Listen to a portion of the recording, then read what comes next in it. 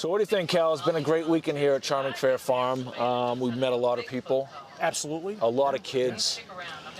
Yeah, they have a good time. They get a kick out of it. Well, it's fun to see the young kids having stories and be enthusiastic about Bigfoot. No, absolutely. Just the fact that, they're getting outside and, wanting to be out there and do things and, something other than, like I said before, looking at a phone.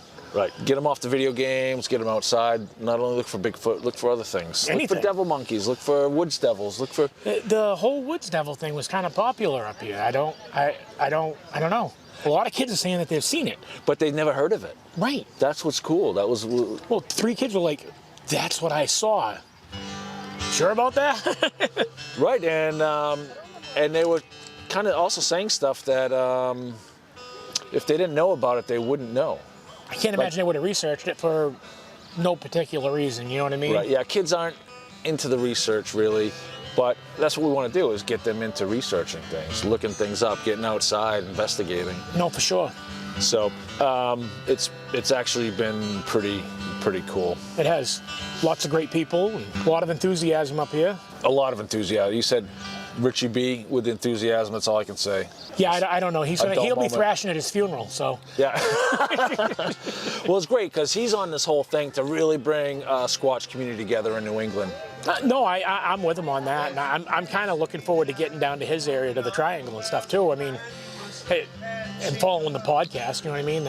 Yeah, the Bridgewater Triangle is going to be a lot of fun to go down and check out. No, for sure. I'm looking forward to having charged batteries for that one, Yeah, definitely. I have a feeling it's going to be a lot of just stuff that we're not used to seeing, hearing. I think so, yeah. I mean, it's definitely a different ecosystem too, I'm looking forward to it. I'm ready to roll. Yeah. Yeah, we met the Vogel brothers. I don't know if you got to talk to them yet at all. I did yesterday. I actually stopped and talked to them for a minute, and it was pretty good. They were interesting. I mean, are they game wardens? I think Tim said he was a ranger. A park ranger, yeah, that's what it was. And they were the tour wilderness guides and such. Yeah. Well, what I thought was cool was that he had told me they were doing a lot of charity work for kids. And right. Yeah, and that's what we're on board with too, So. And I'd actually like to learn more about it. Maybe we can get him over here and chat with him a little bit about that if he's got a few minutes. Hey, he's all tied up with Richie B right now. Richie's got everybody tied up. What do you need? We got time for you. Oh, come on in. We're actually just having a conversation. We are recording, but we're just kind of wrapping up our weekend and our day. So what we're talking about is we met a lot of cool people like yourself, young kids that are interested in Bigfoot. And wanting to be outdoors and do things other than sitting home and playing video games. For about a year and a half now. Really? We actually had a Bigfoot themed birthday party last year. Awesome. He's very into Bigfoot. I want one of them. And we just sent a request to join your group. Oh, cool. Have you ever heard about woods devil? Yes, I actually have. You have? Yes. Oh, cool. Actually, I've seen one before, actually. Did you? Yes. Wow. Tell us a little bit about that. So I was in my backyard, going in the woods. I was actually trying to find Bigfoot myself, but then I saw an arm behind a tree. An arm behind a tree. Really? And I started sticking out, and so I ran back to my house, and then I told my dad that I saw it, and then, yeah, that's it. Yeah, there's a lot of reports of woods devils, and a lot of kids that never heard of them are actually describing them to a T. And it seems to be kids. Yeah. And they're pointing it out on the thing, not knowing what it is. Like, is that kind of what you saw? You think maybe a gray, so they got big feet, big long hands, and they hide behind trees. Yeah. We live in Barrington, and our backwood, we have 4 acres of woods. it's a Barrington thing. Barrington area that's been coming up. You're not the first, and you won't be the last. Kelly's from Barrington. So, yeah, if you see us in your neighborhood, it's just us. We're local. I'm from Epsom. He's from Barrington, New Hampshire Bigfoot Society. And, yeah, we're looking out to follow up on some of these reports because there's something's going on. You're seeing something. Other people are seeing stuff. I've never seen a Bigfoot, and I want to see one. 2 kids came up to us yesterday. They had that same report of a woods devil, and the kid's like, that's it right there. there's a little mobile home park up in there, and them kids were up in there playing, and that was their thing. They were kind of like, they both like stopped and looked like, yeah, that's it right there. And they hadn't had a name for it, until they saw that. It's like, which we thought was pretty cool, What's cool, what's kind of unique about the story is that Woods Devils actually came from Coos County, northern New Hampshire. It's a kind of a legend, or these stories that have been passed around from old lumberjacks when in the 30s, when they would cut trees and see these creatures or something hiding behind them. And so the donkeys are going to go crazy in a minute with Richie. But we're getting these reports that they're down here in southern New Hampshire. They were always isolated to northern New Hampshire, but we're wondering if the power lines are kind of like a highway, a freeway for these things to kind of come down. Do you mind me asking the area without giving it away? Oh, so you go by, yeah. Right near. Yep. Well, it's funny because I got a friend that lives on out on the island out there in Swains, and he said that he was coming down off of to turn onto Micah Point and actually saw something cross the road. Oh wow. And Yeah, we're walking a block from Mike's Point. well, he said that he watched it walk. If at the end of there's a gray Gambrel garage right there, he said it ran behind that. He said about 11:30 at night. Yeah. And they had two reports of something down at the UNH pond down there on the backside of Mendham's Pond. Yeah. There were two college students, the two girls, they were getting ready to close up for the night. And they were coming out, and this was last month, I guess. They were just going down there to get things straightened out. And they had something scare them to their car. And they ran out of there, basically. So what's crazy is something's going on, people seeing stuff, and we want to find out what it is. Absolutely. Yeah. 100%.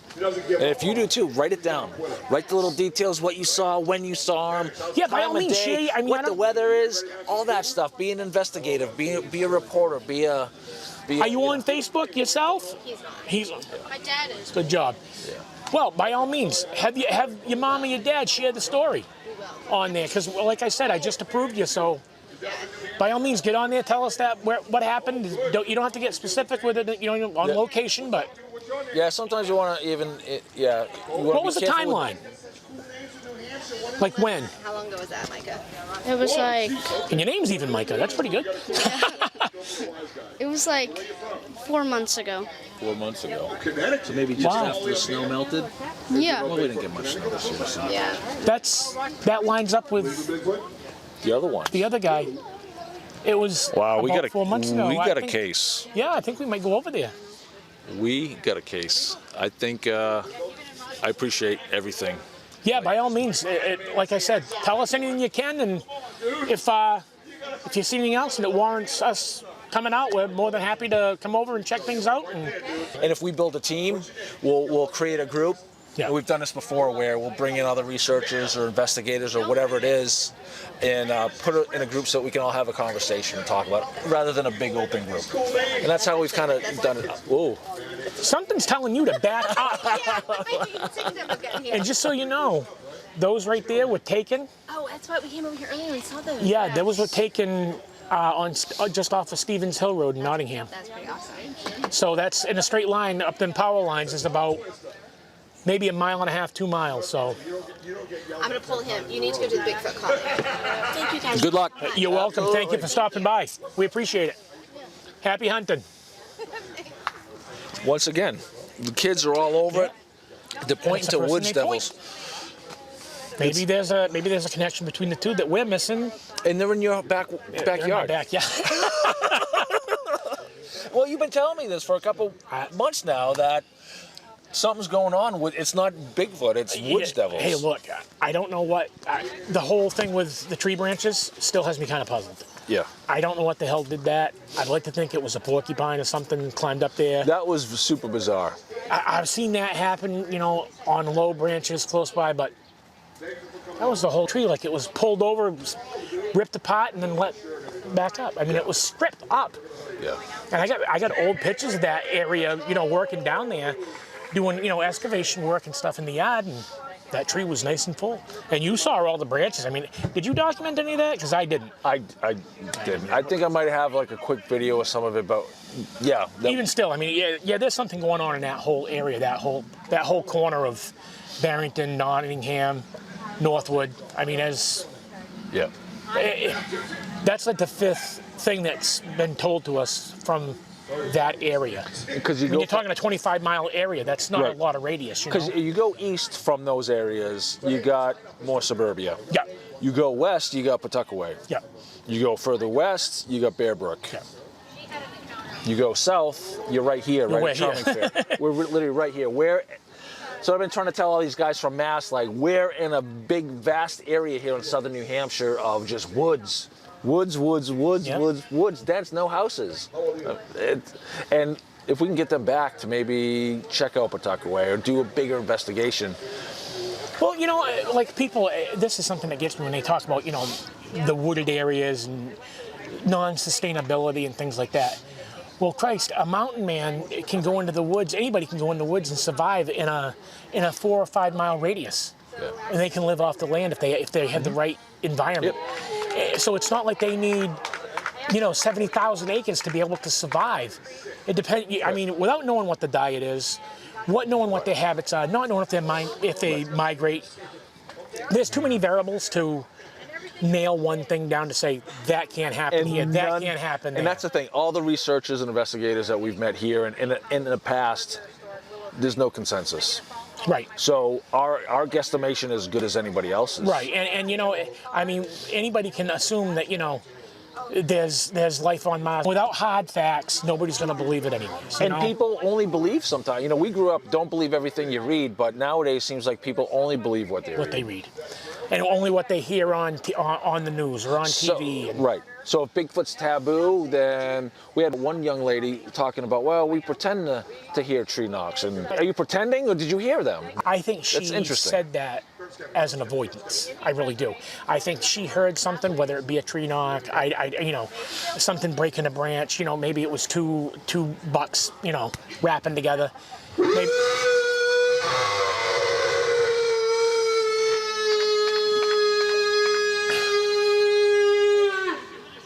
excuse me. That was the guy. Who was that? That was that little girl. No, that was a grown-ass man.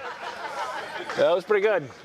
But yeah, I mean, you know, she definitely, her and I don't know how many friends she had with her, they definitely heard something because she changed, her mannerisms were like, you know, we pretended, and she looked down. Yeah. So there was an avoidance there of the truth. So, I mean, they're kids. Well, Mom and Dad believe. And they're excited about letting us go over there and investigate. I'm looking forward to it too. I mean, they named the business after Bigfoot. Right. So there's a reason. There's more to that area, and I'm looking forward to finding out. Honestly, that's still part of this big triangle of land that goes from here to Alton Bay, over to Gilmanton, over to Barrington. And without disclosing the name of their business and stuff like that, during the investigation, I think we should promote them. Oh, absolutely. You know what I mean? And get their business name out there and stuff, because if they're going to be hospitable to us, let's be hospitable back. And what's cool is it seems like we're getting actually some cool leads to do some cool, let's say call high-profile case, but we got a couple where they're going to be fun stories to tell when we're done. Yeah, and so, you know, there's 3 or 4 of them, as people want to call them Class A sightings, where they've had eyes on, and you can only take it for face value what somebody's telling you. Right. I mean, I can tell you that I saw God. You can only take my word for it. You know what I mean? I'm not going to argue with you. I don't have the energy in this, you know. So when people tell me that they saw something, I'm going to take their word for it. When a researcher tells me this is how they connected the dots, I'm going to take their word for it. Right. And until I see Bigfoot of my own and witness my own things, then I don't have a story personally to tell until I do. And that's what I'm searching for, is getting to the bottom of all these other the stuff. And you know, I tell everybody, you know, you don't believe it until it's right in front of you believing it. Yeah, and you've told me that since day one. Yeah, and that's the thing. And nobody's going to believe anything.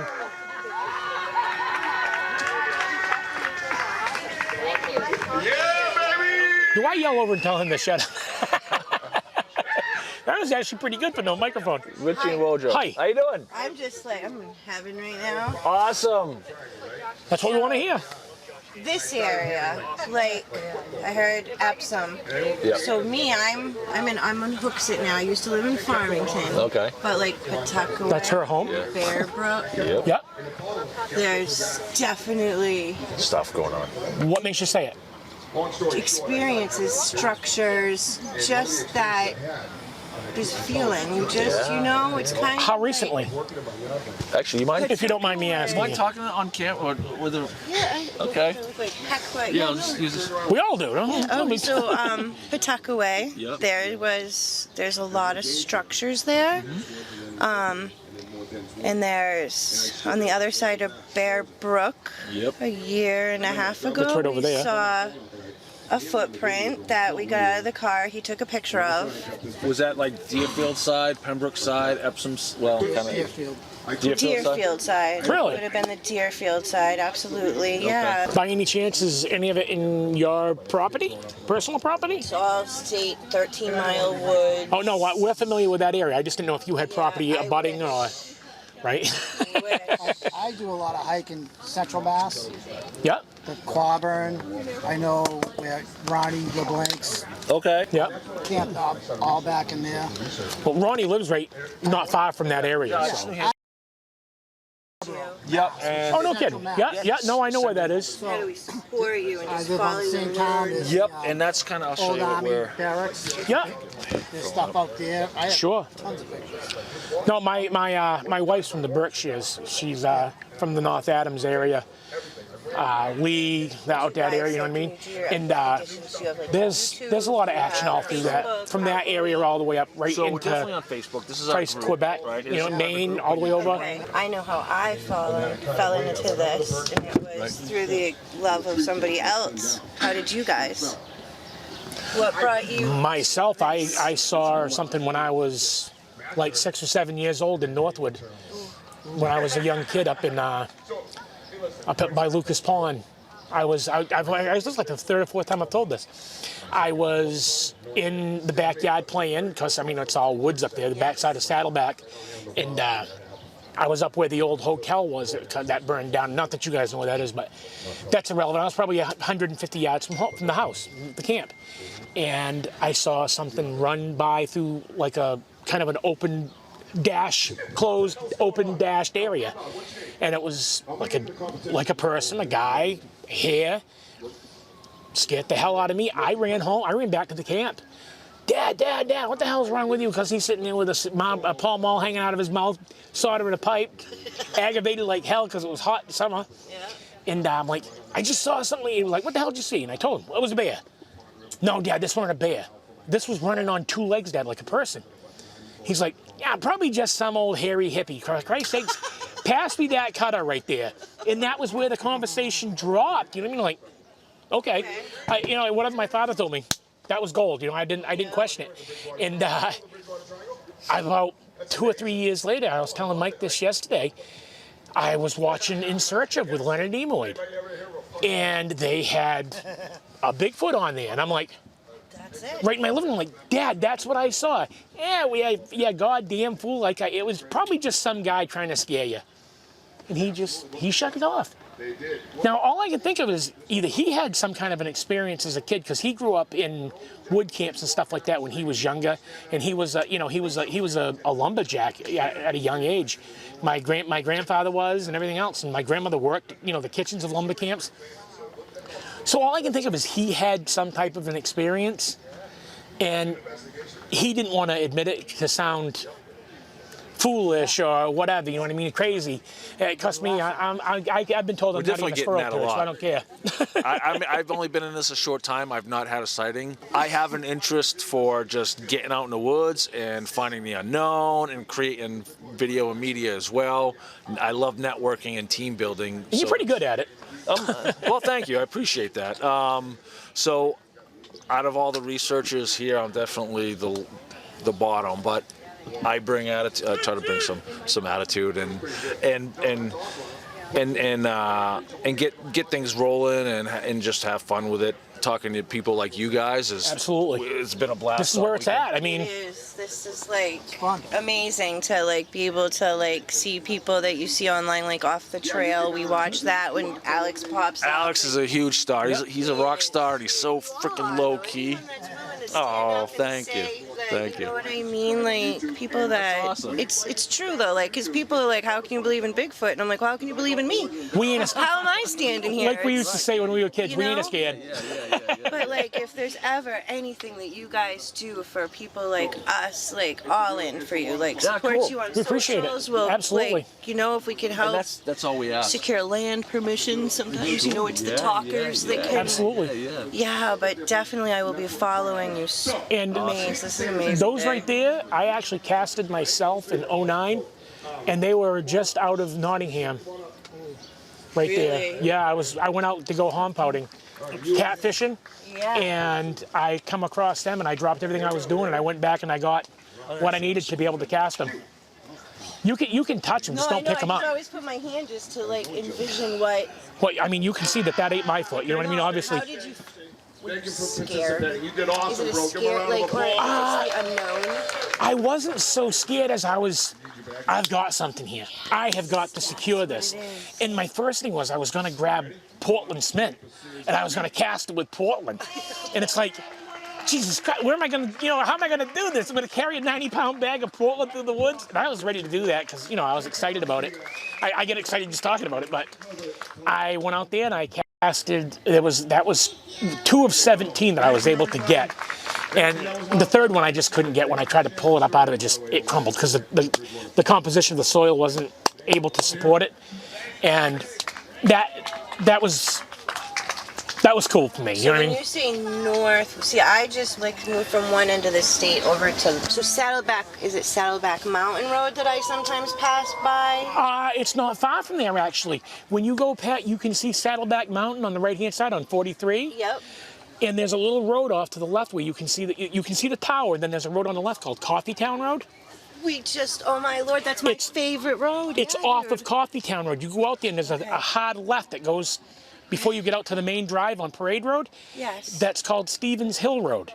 You take Stevens Hill Road and it'll actually bring you down by the boat launch for Fundy Boat Launch and all that. Okay. But Quincy Pond is out there, and I was on the back side of Quincy Pond when I casted those. I can't believe you just said Coffeetown Road, because no lie, the past 2 weekends in a row, we have been going down there, and you see structures. Like before, you'd walk around, and you'd be like, oh, that looks cool. Now it's like, oh wait, look at that. That's something. That's more. Yeah, and that's the backside of Pawtuckaway. I mean, I give everybody the reference of Pawtuckaway because that's, most people don't know, Coffeetown Road. That sounds like something I'm making up, Quincy Pond, but No, that's where I got them. Road. It really. That's where I found them, and they were right on. Them two were right next to the water.